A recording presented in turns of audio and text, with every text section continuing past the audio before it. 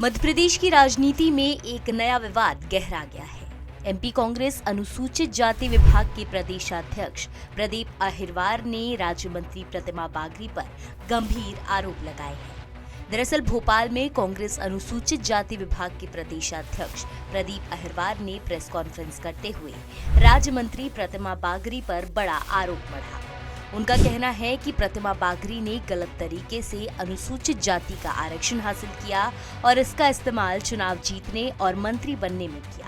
प्रतिमा बागरी ने रैगा विधानसभा सीट से चुनाव लड़ा, जो अनुसूचित जाति के लिए आरक्षित है, लेकिन बागरी जाति के लोग असल में राजपूत समुदाय से आते हैं, जो अनुसूचित जाति में नहीं आते। इस फर्जी जाति प्रमाण पत्र के सहारे राजनीति में प्रवेश करना संविधान और सामाजिक न्याय के खिलाफ है। प्रदीप अहिरवार ने आरोप लगाया कि प्रशासनिक मिलीभगत से प्रतिमा बागरी और उनके परिवार ने फर्जी जाति प्रमाण पत्र बनवाकर आरक्षित सीट से चुनाव लड़ा और मंत्री पद प्राप्त किया। मध्य प्रदेश की जो राज्य मंत्री प्रतिमा बागरी जी हैं, ये बागरी राजपूत जाति से आती है। अनुसूचित जाति में भी एक बागरी जाति है। जाति नाम के समानता होने के कारण ये अनुसूचित जाति का प्रमाण पत्र इन्होंने बनवाया। ये ठाकुर समुदाय से, राजपूत समुदाय से, इनका जाति प्रमाण पत्र फर्जी है। भारतीय जनता पार्टी की नेता, उन्होंने जाति सर्टिफिकेट अनुसूचित जाति का बनवाया, राजपूत होते हुए भी, और अनुसूचित जाति वर्ग की आरक्षित सीट से उन्होंने चुनाव लड़ा। भाजपा ने उन्हें मंत्री बना दिया, लेकिन उनका चुनाव ही पूरी तरीके से फर्जी है, अवैधानिक है। हम उनके जाति प्रमाण पत्र को चैलेंज करेंगे और मैं माननीय मुख्यमंत्री जी से भी कहूँगा कि आपने जिनको मंत्री बनाया है वो राजपूत जाति की हैं, वो अधिक अनुसूचित जाति वर्ग के लोगों की हकमारी कर रही हैं। जो संवैधानिक अनुसूचित जाति वर्ग को बढ़ने की आज़ादी देता है, उस आज़ादी का शोषण करने का काम प्रतिमा बागरी कर रही है। मैं मुख्यमंत्री जी से कहूँगा कि तुरंत इस्तीफा लिया जाए और वहाँ उपचुनाव होने चाहिए।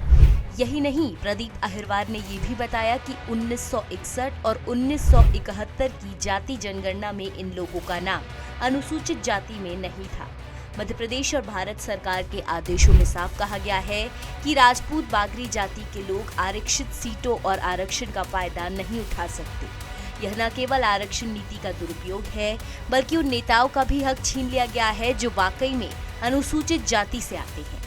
कांग्रेस अनुसूचित जाति विभाग इस मामले की उच्च स्तरीय जांच की मांग कर रहा है और शासन के भी आदेश हैं।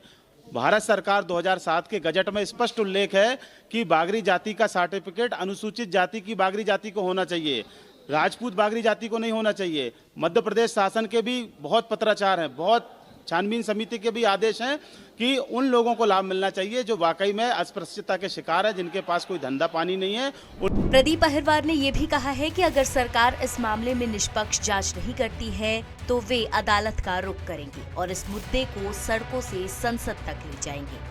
हालांकि राज्य मंत्री प्रतिमा बागरी का भी इसमें जवाब आया है। प्रतिमा बागरी ने कांग्रेस के आरोपों को साफ नकारा है और मामले में जांच करवाने की बात कही है। अब देखना ये होगा कि राज्य सरकार इस पर क्या कदम उठाती है। क्या बागरी को मंत्री पद से हटाया जाएगा और क्या इस मामले की निष्पक्ष जांच होगी? इसका जवाब बहुत जल्द मिलेगा।